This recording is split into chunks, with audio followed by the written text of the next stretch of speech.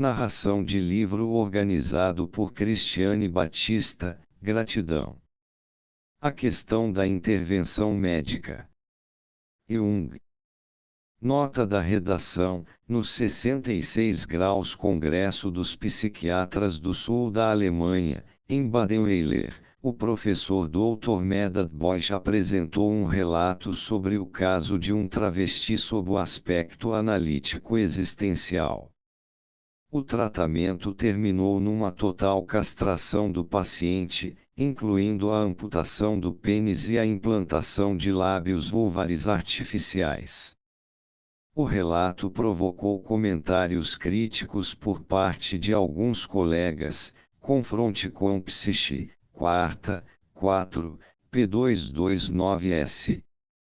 Dr. Bosch achou que fora mal compreendido.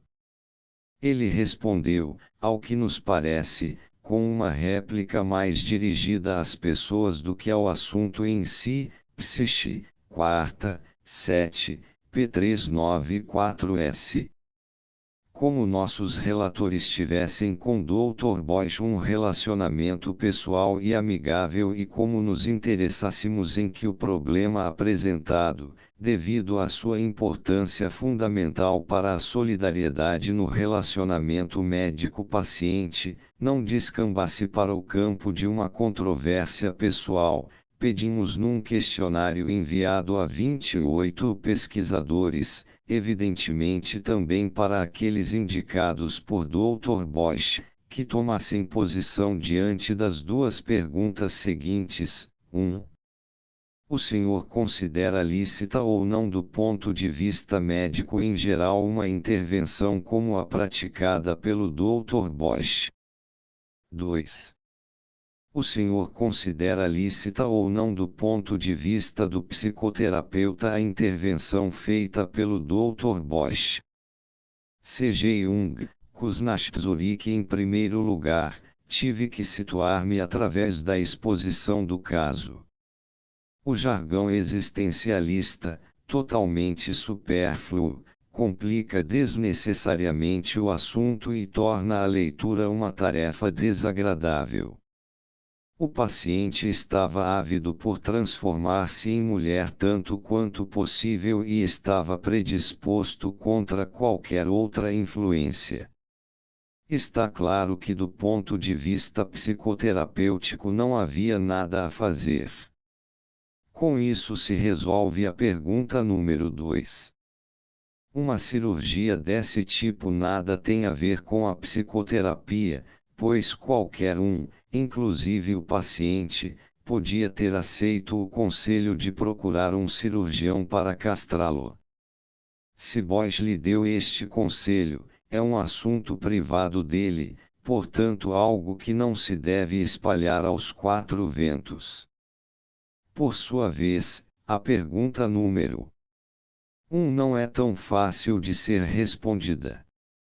Segundo a máxima nulla poena sine lege, não há pena sem lei anterior, tal intervenção é lícita se a lei a permitir ou não a proibir. Não há lei contra cirurgias plásticas, e se eu convencer um cirurgião a amputar-me um dedo, então isso é um assunto particular, isto é, um problema de ética individual. Se alguém, em pleno gozo de suas faculdades mentais, quer ser castrado e depois se sente melhor do que antes, não há muito que objetar ao seu procedimento. Quando o médico está convencido de que com tal cirurgia vai ajudar ao paciente, não havendo qualquer outro prejuízo, então sua disposição ética de ajudar e melhorar pode levá-lo a fazer tal intervenção, sem que se possa recriminá-lo em princípio por causa disso. Apenas deve estar consciente de que seu procedimento algo incomum e não convencional irrita perigosamente a ética coletiva da classe médica. Além disso, a cirurgia atinge um órgão que é objeto de um tabu coletivo, isto é, a castração representa uma mutilação luminosa que impressiona muito a qualquer um e, por isso, está cercada de toda espécie de considerações emocionais. Um médico que arrisca tal cirurgia não deve admirar-se se a coletividade reagir contra. Ele pode estar plenamente justificado perante sua consciência, mas arrisca sua reputação por violar um sentimento coletivo. O Carrasco está numa situação semelhante. Insultos desse tipo não interessam à profissão médica e são, portanto, abominados com toda razão. O Dr. Bosch teria agido melhor calando este caso penoso, em vez de proclamá-lo urbi et orbi com entusiasmo analítico existencial, por mais que estivesse interessado em obter a aprovação de sua classe profissional. Ele teve uma consciência bem diminuta de quanto seu procedimento ofendia o sentimento profissional dos médicos.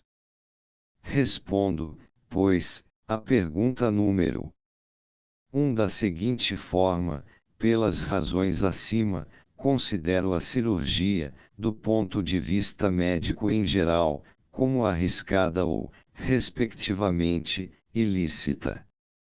Do ponto de vista individual, prefiro conceder ao Dr. Bosch o benefício da dúvida.